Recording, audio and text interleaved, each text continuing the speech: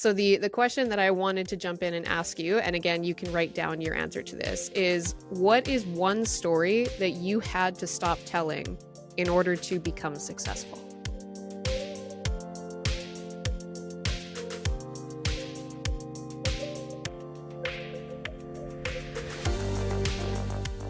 Hmm. I love it. I see Yeah. the wheels turning. That's great. Yeah.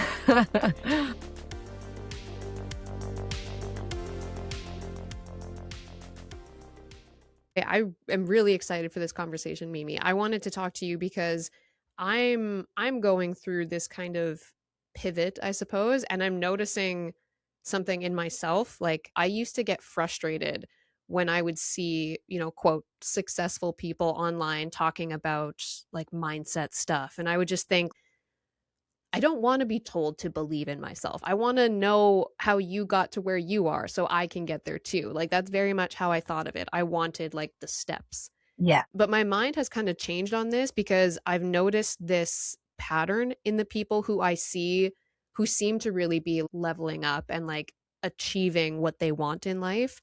And they always seem to shift from focusing on like the tactical, the strategy, the how, and they would shift to talking a lot more about like the inner stuff, like shifting their identity, letting go of old beliefs.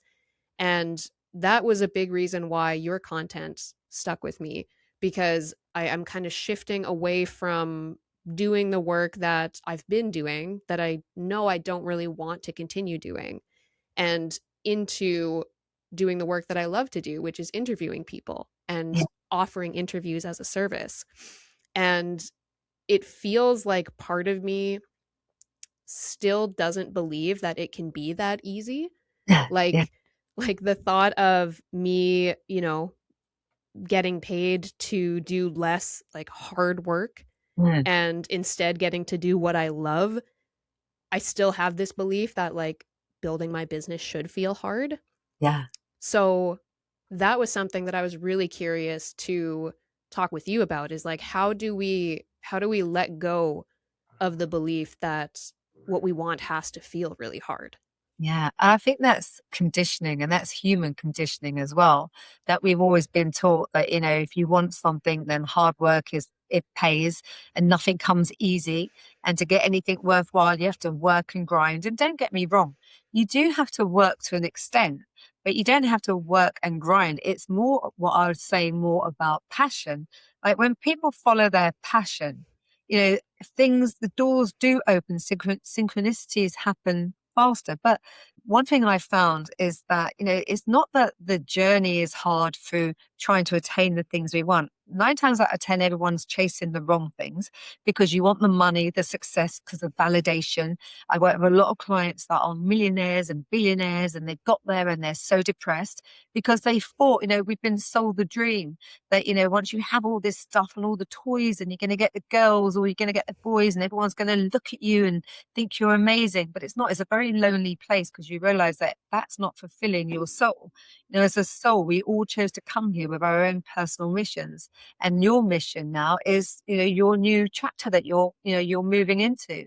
But we have so much guilt around the things of letting things go, and I think that stems from when we're younger as well. And you go to school, and I work with a lot of different nationalities, and they're taught to become a doctor or a lawyer because that's following family tradition and it's a great, thing to have.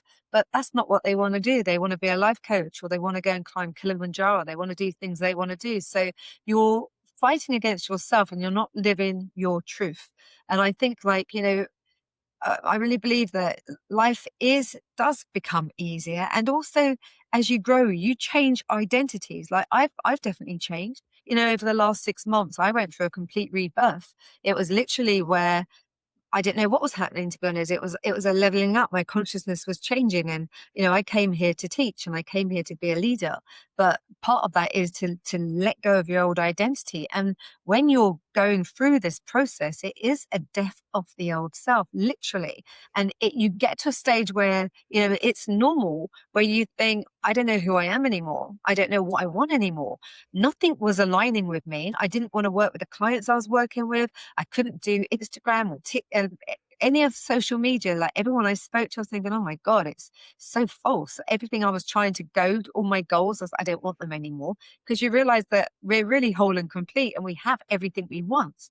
But then once you go through that shedding, it it becomes, you see a different version of yourself, but it's like you're leaving all the old aspects of you that needed that validation, or you wanted to do that thing because you thought people would like you or you'd get praise, and none of that matters anymore. So then you start following your heart and your joy, and that's when life takes on a completely different meaning. So, you know, I think like just being aware of how you feel was very important, and understanding that those feelings were conditioned into you. They're not your true feelings.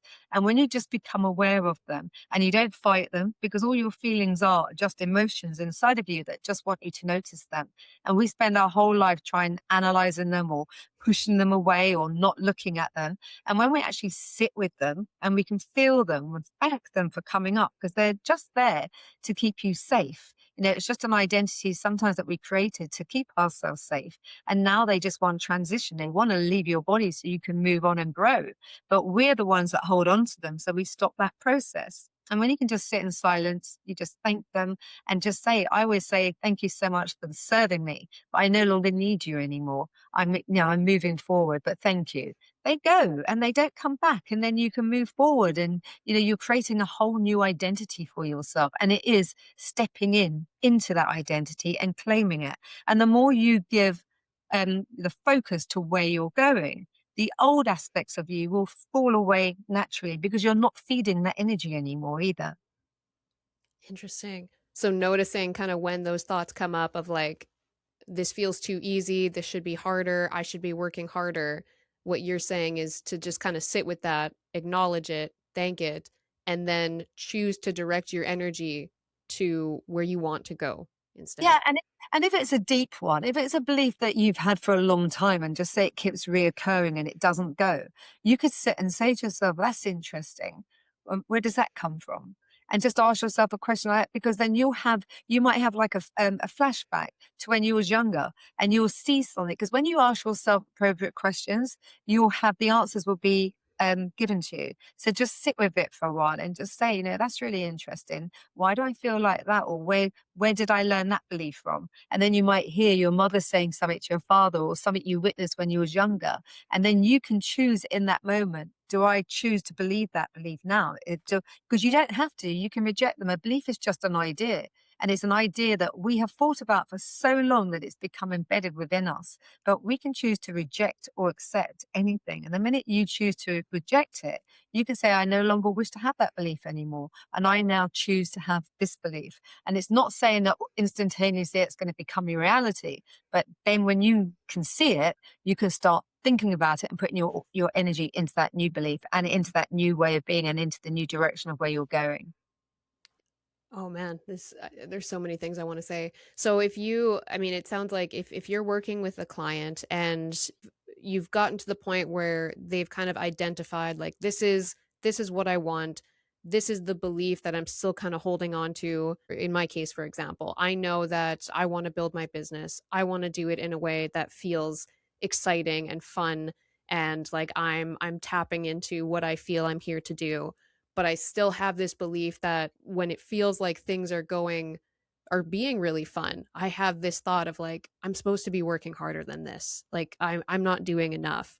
So knowing that every person you work with is a little bit unique, Yeah. do you have any like kind of techniques or next steps that you would get somebody to kind of practice in that case where we've identified what you want to move toward, we've identified this story that you feel has been part of your conditioning, now what do we do with that? Yeah. I don't actually work in that way. Like my work's a little bit crazy. So it's like when I'm with that person and I'm listening to that person, there's no set way that I do things. I don't have a system or strategy. I probably do to a degree. But when they're talking to me, like one client that came to me, he was working for a company, and he wanted to move up the ladder, but he wasn't happy with the whole corporate setup. But when they're working with me, we unravel it as we go. So it's not like, oh, this is the belief that's stopping you and this is the story. they see it in that moment. It's an instantaneous transformation through for them. Because as they're telling the story and then I'm asking them certain things and then they're looking at it's like, oh yeah. It's like, oh, I get it. Yeah, yeah. Oh, I don't know. And then it's like then mapping out where they're going and what they're doing and why they can't do it. It's all about going forward. It's all motion forward. So yeah, I suppose if I was working with you and it's like, you've got this podcast that you want to do, but you've got this old imposter syndrome, this old identity that's holding you back. I would just show you how to create a new identity. So we would literally step in and create a new identity, take you forward. So that person that's already running that podcast, how do you feel? How do you think? What life is like, a year, 5 years down the line. And then what I do with my clients, I get them to tap into that person. And then any time that you're having a problem today, you then ask the person that's already living that life, what would they do? And the answers are always, I wouldn't give a damn. Why would I even think about that? So you're speaking to yourself from a future place. It works every single time. I know it sounds crazy, but one of my clients that he started doing it and he was having very low self-esteem and didn't believe in himself. And then when he'd phone me and he'd say, I just asked my future self, I had this anxiety because my boss asked me this, that, and the other. And I said, what happened? He said, well, I asked him and he said, why are you even thinking about that? You're not even there anymore. You've got your own company. Who gives a shit? Excuse my language. He's like, but who does? And immediately you tap into that person because you've got a version of yourself that's already living the life that you want. And all it is that this person here, you're now, deep, getting rid of the emotions and everything that's stuck on this person. But we're not dealing with this person. We're dealing with this person that's already living your life, the person that loves your life, that wakes up every day and it's easy and it's fun and you're waking up and you're excited and you're making money doing something that you're passionate about, that you love. They don't have any guilt. They don't feel that they've got to be working 30 hours a day or whatever it is, 24 hours in a day, but they don't believe that they have to work really hard because it's easy for them. A client I worked with last week, he said to me that he felt that he had to work really hard. And unless he worked really hard and put in the hours, that it didn't feel right. He felt so much guilt. But then when we were tapping in and then I taught him how to future pace and created a whole different identity for him, it just snapped. And he said to me, why do I have to do everything it was more like if it wasn't painful, then he couldn't be happy. And he said, but why can I be happy? Why can't it be easy? Why do I have to do X amount of hours? Why can't I do 2 hours and make just as much money? I said, you can. And he said, no, I can. So he just bought into that and started living as that person. Now he only does a few hours a day. He's making 4 times the amount of money. But again, it's a conditioning and it's a programming and it's, it's really, for me, I really think it's about eliminating the noise on the external as well. Because whoever you're going to speak to, they're always going to say, that can't be done. That's not right. It takes this time. No, you've got to do it this way. And it's for me, I just switch off. I really switch off from what anyone else tells me. It's about what I know to be true because we create our own realities and I create the reality that I choose to want to live in. So it comes back again to deciding, like making that decision. Yeah, of what works for you. It's all about the meaning that you give to everything and how you're going to look at it from that perspective, because it's all about your frequency. It's a signal that you're emitting. So whatever signal you're emitting is what you're going to get back on that frequency as well.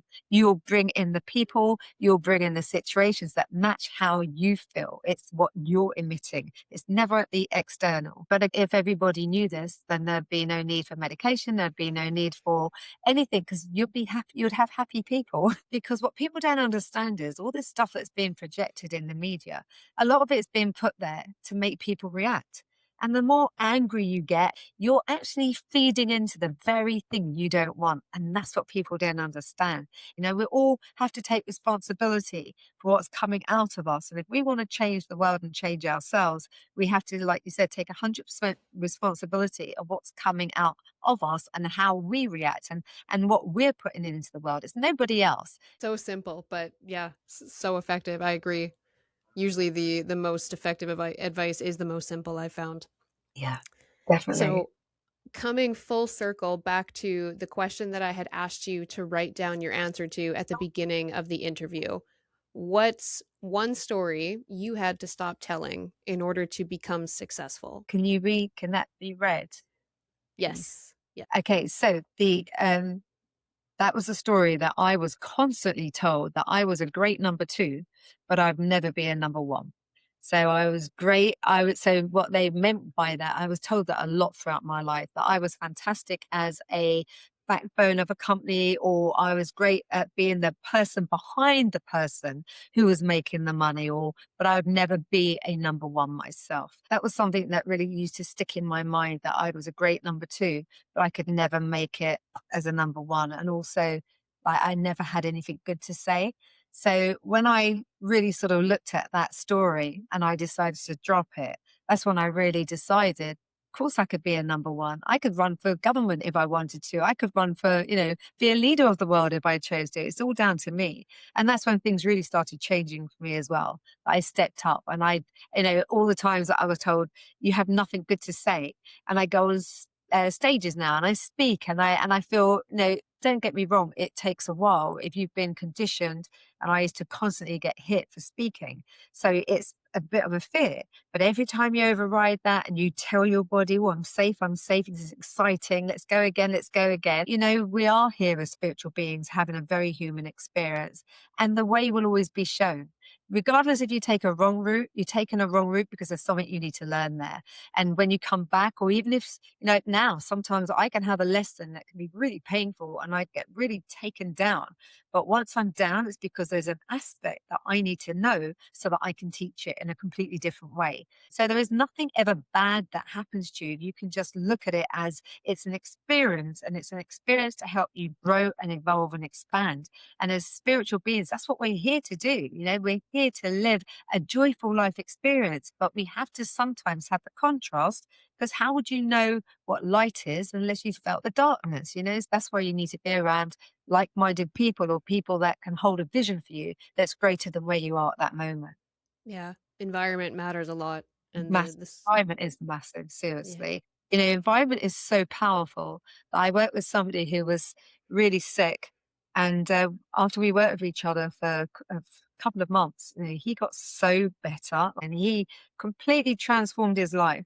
He started going around the world and doing all these amazing things. But when he came back home, his family reminded him that he was being selfish, he was going to be in a wheelchair, that he was going to die, blah, blah, blah. And every time he came back, he would regress and go back into that state of being. The symptoms would come back. So environment is massive, but it's not the be all and end all. When you look at Viktor Frank, the guy, the concentration camp, he had the worst, terrible environment, but he lived inside his imagination, because your imagination is the preview of life. So when you can live in your imagination and you can set that image, that picture, see yourself living another life, it sounds silly, but your imagination is everything. That's what it's the preview. It's what's becoming before comes into fruition. So it's so important, but we're not taught these things, unfortunately.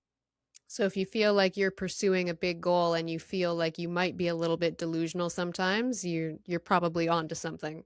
Oh, 100%. Like, the bigger the goal, the better. I always say to my clients and even, family and friends, like, if it doesn't scare you, it's not big enough. Like, we think so small, we think so tiny. And then, we get there and you're like, no, it doesn't fulfill us. It has to scare you. It has to be big. It has to be, because who says that it can't? Like, I say to people, like, how much money do you want? Oh, like, well, just a couple of thousand. What do you want a couple of thousand for? Like, what's the magic number? And I'm like, no, my magic number is millions. I want millions. And I know my magic number, because the more money I have, the more good I can do in the world. And the good money in the right hands can do some phenomenal things. But we always talk, money's bad, it's not spiritual. Of course it is. Money is it's energy, and you can do so many amazing things with it. So have big goals, because the big goals and the big dreams, they wake you up every day and they make you passionate. And you're like, oh, I can't wait to get out of bed every day, because you're living your passion. You're living what's true for you. If you're doing something you can't stand, that's when every single day is a drag. And you think, oh, I can't be bothered to get up today. I don't want to go to that crappy job in that shop or the office, because you're not living what you truly want to do. And people say, well, I can't. I've got a family, I've got no money. You don't need money to start your imagination firing up, because your imagination will start bringing the opportunities, bringing the people to you. Like I said, you're the signal, and all you're doing is projecting that signal into the universe. And if it stays congruent and the frequency is stable, you will start then attracting the right people to you. You don't have to actually go anywhere. You do have to take aligned action. You can't just sit there and like, oh, yeah, I'm manifesting this amazing. You take aligned action. So aligned actions means like when it feels good, you move towards it. If it doesn't feel good, you don't move towards it. If it feels good, that means you're in alignment. You're moving towards what you're supposed to be doing. If it feels bad in any aspect of you, then don't do it, because you're telling yourself, I don't feel, this doesn't feel right for me. So listen to yourself. Stop overriding your own system, because it's trying to guide you every single day. So don't worry too much about being realistic. If anything, be a little bit more unrealistic. 100%. Yeah. Like, the 3D that I say, that the 3D, the reality we're living now, this is only a projection of what you have created up to this moment with your thoughts and what you've been focusing on. It's only literally just a projection of what you have brought into reality. But the 5D that, we don't even talk about, that's where all the magic happens. That's where all the things are waiting in the field. If you think about it, every single thing you want is already floating in the ether. It's just waiting for you to align with it and to bring it into fruition. That can be easy or that can be hard. That's based on yourself. Like with me, I had a lot of belief systems, a lot of things that are really faulty and messed up. So it took me a long time to get certain things that I wanted, because I truly didn't believe that I was worthy of having it, especially with money. It's like I would get it, I would let it go. Any big opportunities would come to me, I would sabotage them because I didn't feel safe in having the money. And if I had the money, then that meant I could make different choices in my life. That meant I could do the things I wanted to do. But I didn't believe that I was truly worthy of being happy. So I was constantly blocking that. So you have to understand what's driving you internally, because when you understand and you get rid of all that conditioning, that's when life can flow. I always like ease and flow, ease and flow. If you had to explain to like a sixth grader what it means to be in alignment, how would you explain that? Do you know what? The simplest way is surrender. It's literally letting go. It's in the silence. It's no, we are so afraid of our own. We can't stand being on our own. We can't stand the silence. And when you disconnect and you stop looking for all these different modalities, and you stop running around looking for another book, another person to help you, and you just sit in the silence, you go within, you put your hand on your heart and your breath. Our breath is the first thing that's given to us when we're born. Our hearts are the first thing that's created, and our breath, presence, stillness. They're the three things that when you learn to do those correctly, you'll have a different experience in your life, because also there's different timelines where we're not just this little human person living in this existence. There's multiple versions of ourselves.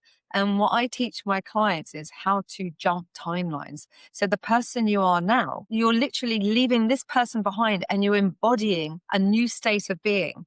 And it works every single time. People don't believe it because they everything has to be hard, or it's not the way we've been taught.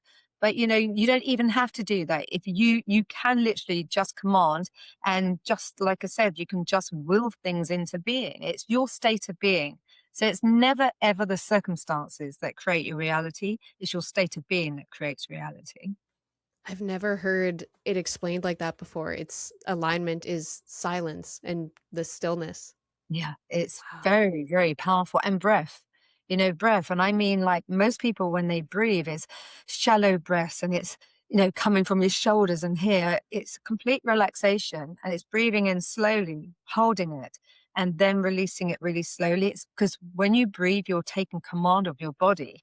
And when your body's taking command of it, it feels safe. When your body feels safe, then whatever you're then bringing into fruition, bringing into your visions, it will accept it because it feels safe. But most of the time we don't feel safe. So we're like constantly, we're under stress. All these things are happening in the world, which, again, That's another story, which I think is very much man made to keep us separate and to keep us in fear.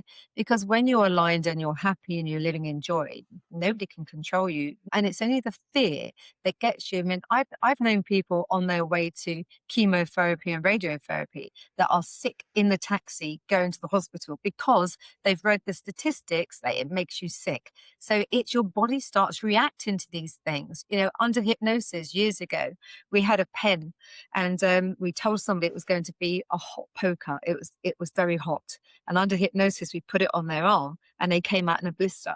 So that's how powerful your mind can respond to certain things.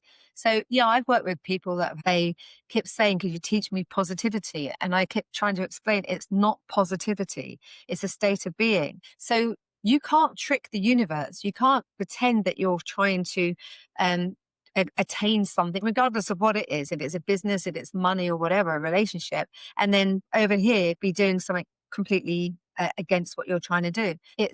We are like a transmitter, and whatever we're transmitting into the universe is going to become our destiny. But it's not just with our mind. That's what it's so important. It's how we feel. It's our feeling. So you could say one thing, but internally, like I said, if you don't believe that and if you don't think that's true for you, it's not going to become your truth.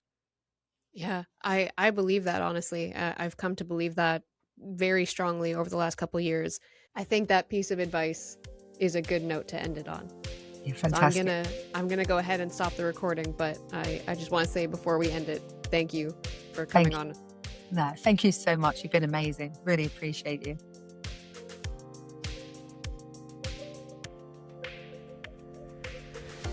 Keep a very clean desk.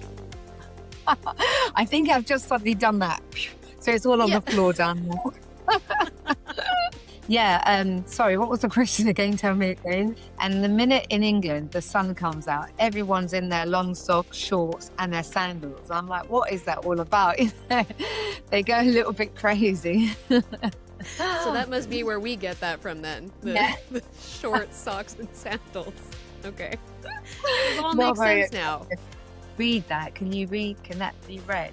Yeah, it's all on the floor. It's hidden away by my feet. No one can see it.